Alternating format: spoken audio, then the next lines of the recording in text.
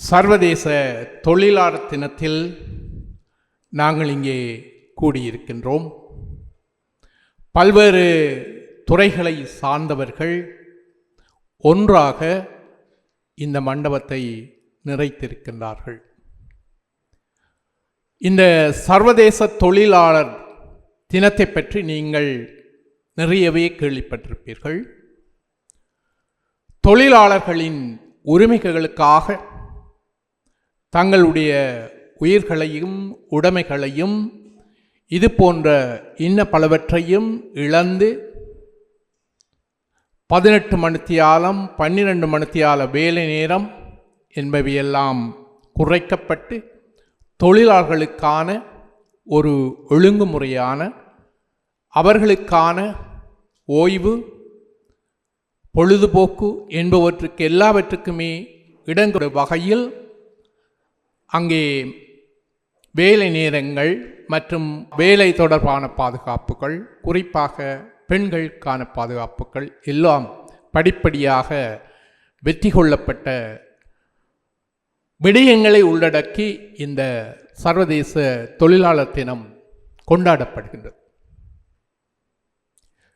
இன்று இந்த சர்வதேச தொழிலாளர் தினத்தை தொழிலாளர்கள் அல்லது தொழிற்சங்கங்கள் கொண்டாடுவதற்கு அப்பால் அதிகளவில் அரசியல் கட்சிகள் அதனை தத்தெடுத்து கொண்டாடுகின்றன.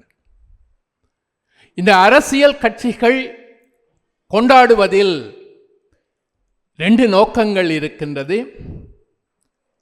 நம்முடைய நாட்டிலேயே தென்பகுதியில் அரசியல் கட்சிகள் இந்த சர்வதேச தொழிலாளர் தினத்தை கொண்டாடுவதற்கான முக்கிய காரணம் அவர்கள் தங்களுடைய அரசியல் பலத்தை உறுதிப்படுத்துதல், வெளிப்படுத்துதல் நோக்கம். ஆனால் இங்கே குறிப்பாக நாங்கள் ஏன் இதை கொண்டாடுகின்றோம் என்றால், சர்வதேச தொழிலாளர் தினத்துக்கு நாளுக்கும் எங்களுடைய போராட்டத்துக்கும் அடிப்படையில் ஒரு ஒற்றுமை காணப்படுகின்றது. தொழிலாளர் போராட்டமும் சரி, தமிழ் மக்களின் போராட்டமும் சரி, அடிப்படையில் உரிமைகளுக்கான போராட்டம். எனவே தமிழ் மக்கள் இந்த சர்வதேச தொழிலாளர் தினத்தை இவ்வாறு ஒரு அரசியல் அமைப்புகளின் ஊடாக முன்னெடுப்பதற்கு பிரதான காரணம், அடிப்படை காரணம், எங்கள் உரிமைகளுக்கான போராட்டத்தை வலுப்படுத்துவதாக. அது நிலத்துக்கான போராட்டமாக இருக்கலாம், மொழிக்கான போராட்டமாக இருக்கலாம், எங்கள் அரசியல் உரிமைகளுக்கான போராட்டமாக இருக்கலாம். அடக்கப்பட்ட எங்களுடைய, ஒடுக்கப்பட்ட எங்களுடைய, ஆக்கிரமிக்கப்பட்ட எங்களுடைய அத்தனை உரிமைகளையும் நாங்கள் வென்றெடுப்பதற்கான ஒரு உரிமை போராட்டம் என்ற வகையில் இந்த சர்வதேச தொழிலாளர் தினத்தை தொழிலாளர்களின் உரிமைகளுக்கு போராடுவதற்கு அப்பால் ஒட்டுமொத்த தமிழினத்துக்கான ஒரு போராட்டமாக முன்னெடுக்கின்றோம். அந்த வகையில் இந்த அரசியல் அரங்கம் நிச்சயமாக உரிமைகளுக்கான போராட்டத்தை மையப்படுத்தி இன்றைய சர்வதேச தொழிலாளர் தினத்தை இந்த நேரத்தில் நாங்கள் கொண்டாடி கொண்டிருக்கின்றோம்.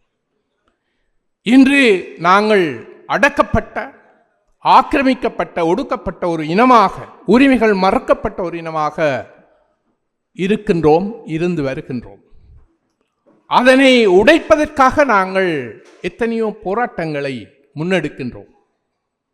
ஆயினும் அந்த போராட்டங்களினால் எங்களுடைய நோக்கங்கள் எவ்வளவு தூரம் நிறைவேற்றப்படுகின்றது என்பது ஒரு கேள்விக்குறியாக இருக்கிறது.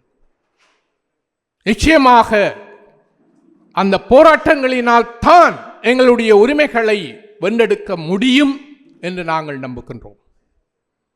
அந்த போராட்டங்களை வலுப்படுத்துவதன் ஊடாகத்தான் நாங்கள் எங்களுடைய உரிமைகளை வென்றெடுக்க முடியும் என்று நம்புகின்றோம்.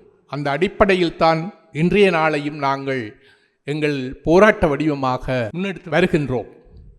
இப்பொழுது நாங்கள் பெரும் பேசப்படுகின்ற தையிட்டி விகாரை தொடர்பான போராட்டம் கூட அதுவும் ஒரு உரிமைக்கான போராட்டம் தான். நிச்சயமாக அந்த போராட்டம் வெற்றியை நோக்கி நகரும் என்ற நம்பிக்கை எங்களுக்கு இருக்கின்றது. ஆனாலும் எங்களுடைய போராட்டங்களை, தையிட்டி போராட்டம் சரி, ஏனைய போராட்டங்களும் சரி, அதனை மழுங்கடிப்பதற்காக எத்தனையோ சக்திகள் முயன்று கொண்டிருப்பதையும் நாங்கள் பார்க்க வேண்டும். அந்த மழுங்கெடுக்கும் சக்திகளை மக்கள் முன் வெளிப்படுத்த வேண்டியது எங்கள் ஒவ்வொருடைய கடமையாகும். சென்ற 29ஆம் தேதி கூட இந்த தையிட்டி போராட்டம் தொடர்பாக தவறான அபிப்பிராயங்கள் மக்கள் மத்தியில் பரப்பியிருப்பதை நாங்கள் பார்க்கின்றோம். குற்றவாளிகள் தீர்ப்பு கூறுவது போல காணி உரிமையாளர்கள் தவறவிட்டு விட்டார்கள், சந்தர்ப்பத்தை தவறவிட்டார்கள் அல்லது தவறிழைத்து விட்டார்கள். அதன் பின்னால் தமிழ் தேசிய மக்கள் முன்னணியும் கஜேந்திரகுமார் பொன்னம்பலவும் இருக்கின்றது என்று யார் குற்றவாளிகளோ யார் தவறிழைத்தார்களோ அவர்கள் தீர்ப்பு கூறிய நிலைமையை நாங்கள் பார்க்கின்றோம். அரசு அதிகாரிகளும் சரி, தேசிய மக்கள் சக்தியினுடைய பாராள உறுப்பினர்களும் சரி, அவர்கள் சொல்வதில் அவர்கள் பக்கத்தில் ஒரு நியாயம் இருக்கக்கூடும். அந்த நியாயம் என்பது அரசு அதிகாரிகளை பொறுத்தமட்டில் தங்கள் பதவிகளை தக்க வைப்பது, அதே போல தேசிய மக்கள் சக்தி பாராள உறுப்பினர்களை பொறுத்தமட்டில் எதிர்பாராமல் கிடைத்த அந்த பதவிகளை காப்பாற்றிக் கொள்வதாக இருக்கும். ஆனால் தமிழ் மக்களுக்கான அரசியல் செய்கின்ற, தமிழ் மக்களின் வாக்குகளை பெற்று உறுப்பினராகி வலிவடக்கில் இருக்கின்ற வலிவடக்கு பிரதேச தவிசாளர் சோமசுந்தரம் சுகீதன் அவர்கள் சொல்வதுதான் ஒரு புறம் வேதனையாக இருக்கின்றது, இன்னொரு புறம் அது ஒரு நகைச்சுவையாகவும் இருப்பதை நாங்கள் பார்க்கின்றோம். அவருடைய அந்த வெளிப்பாடு என்பது மக்கள் பக்கத்தின் இல்லாமல் தன்னுடைய அரசியல் காழ்ப்புணர்ச்சியை வெளிப்படுத்துவதாக காணப்பட்டதை நீங்கள் எல்லோரும் அறிவீர்கள். அந்த சுகிதன் தொடர்பாக, வலிவடக்கு பிரதேச சபையின் தவிசாளர் சுகிதன் தொடர்பாக நான் எதையும் கூற வேண்டிய அவசியமில்லை. அவருடைய அரசியல் ஒழுக்கம், அவருடைய தனிப்பட்ட ஒழுக்கம் பற்றி இந்த நாடே அறியும். உண்மையில் மற்ற எல்லாரையும் விட அந்த காணிகளுக்கான உரிமையினை, சட்டத்துக்கு முரணான செயற்பாட்டை எல்லாம் கவனிக்க வேண்டிய பொறுப்பு, அதை சீர் செய்ய வேண்டிய பொறுப்பு அவரை சார்ந்தது. சட்டத்து கடந்த 2011ஆம் ஆண்டு தொடக்கம் இன்று வரையும் அவர்தான் வலிவடக்கு பிரதேசத்தினுடைய சபையினுடைய தவிசாளர். 18ஆம் ஆண்டு முதல் அடிக்கல் நாட்டப்படுகின்றது. 21ஆம் ஆண்டு அடுத்த அடிக்கல் நாட்டப்படுகின்றது. 23ஆம் ஆண்டு திறக்கப்படுகின்றது. எந்த ஒரு அனுமதியும் இல்லை. ஆக்கிரமிப்பு, மிக மோசமான நடவடிக்கைகள் எடுக்கப்படுகின்ற பொழுது எல்லாம் பார்த்து கொண்டிருந்த அந்த சுகிதன் அந்த காணி உரிமையாளர்களுக்கு வழக்கு போடுவதாக, பார்ப்பதாக, தான் எல்லாம் சரி செய்வதாக உறுதி கூறிய சுகிதன் எதனையுமே செய்யாமல் இன்று அந்த காணி உரிமையாளர்களை பார்த்து, நீங்கள் தவறு செய்கிறீர்கள், நான் பொறுப்பு, நீங்கள் கையெழுத்திடுங்கள், இப்படி என்றெல்லாம் சொல்கின்றார். இவ்வளவு காலம் அவர் அந்த மக்களுக்கு என்ன செய்தார்? இதற்கு பின்னால் தமிழ் தேசிய மக்கள் முன்னணியும் கஜேந்திரகுமாரும் இருப்பதாக சொல்கிறார். அந்த பிரதேசத்தை சேர்ந்த தவிசாளர் தங்களை தமிழ் மக்களின் பிரதான கட்சி என்று சொல்கின்ற தமிழரசு கட்சியினுடைய ஒரு முக்கிய உறுப்பினர், நீங்கள் இதை சரியாக கையாண்டிருந்தால் அங்கே ஏன் தமிழ் தேசிய மக்கள் முன்னணி வர வேண்டிய தேவை இருக்கின்றது, அல்லது அந்த மக்கள் அவர்களின் பின்னால் ஏன் போக வேண்டிய தேவை இருக்கின்றது? 4 பேர் 4 தலைகள் இங்கே போராட்டம் செய்து எண்ணத்தை வெட்டி புடுங்கப் போகிறார்கள் என்று ஏளனம் செய்த எல்லோரும் வியக்கும்படியாக இன்று ஒரு பேசு பொருளாக, இன்று அந்த பிரச்சனை எரியும் பிரச்சனையாக இருப்பதற்கு தமிழ் தேசிய மக்கள் முன்னணிதான் காரணம் என்பதை அவர்கள் மறந்து விட்டார்கள். இப்பொழுது அந்த முன்னணி மீது, அந்த அரசியல் செயற்பாட்டின் மீது காழ்ப்புணர்ச்சியை சுகிதன் போன்றவர்கள் குறிப்பிடுவதை பார்க்கின்றனர். எவ்வளவு வேதனையான விஷயம் என்பதை நீங்கள் பாருங்கள். மறுபுறத்தில் தென் பகுதி அரசை பாருங்கள். பதவிக்கு வருவதற்கு முன்னர் எல்லா வேலை நிறுத்தங்களும் அவசியமானவை என்று தொழிலாளர்களை ஒன்று திரட்டி தொடர்ந்து போராட்டங்கள் நடத்திய அந்த சிவப்பு சட்டை தோழர்கள் இன்று என்ன சொல்லுகிறார்கள்? தொழிற்சங்க நடவடிக்கைகள் ஈடுபடுவது தேச துரோக சுற்றம், தேச துரோகம் என்று குறிப்பிடுகின்றார்கள். எப்படி? ஒரு வாக்கியம் இருக்கின்றது, போராடுகின்ற தேசம் புதிய தலைவர்களை உருவாக்கிக் கொள்கின்றது, புதிய எஜமானர்களை உருவாக்கிக் கொள்கின்றது. அங்கே எஜமானர்கள் மாறினார்கள், மாற்றம் என்றார்கள், முன்னேற்ற கொள்கை என்றார்கள், எதுவுமே இல்லை. தலைவர்கள் தான் மாறிக்கொண்டார்கள்.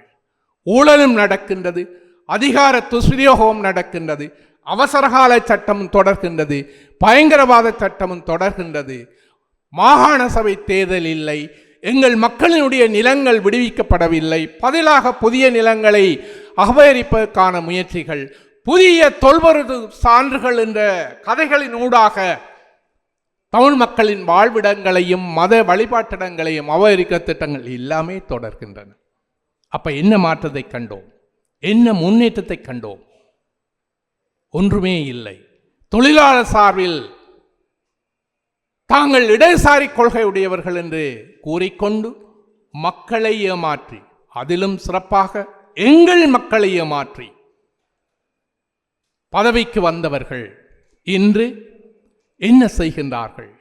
என்ன செய்கின்றார்கள்? அவர்கள் செய்த, முன்னே ஆட்சியாளர்கள் செய்த அதே நடவடிக்கைகளைத்தான் தொடர்கின்றார்கள். அன்பான உறவுகளை, எந்த வகையில் பார்த்தாலும் கூட எங்களுக்கான உரிமைகள் என்பது போராட்டத்தினூடாகத்தான் நாங்கள் அடைந்து கொள்ள முடியும்.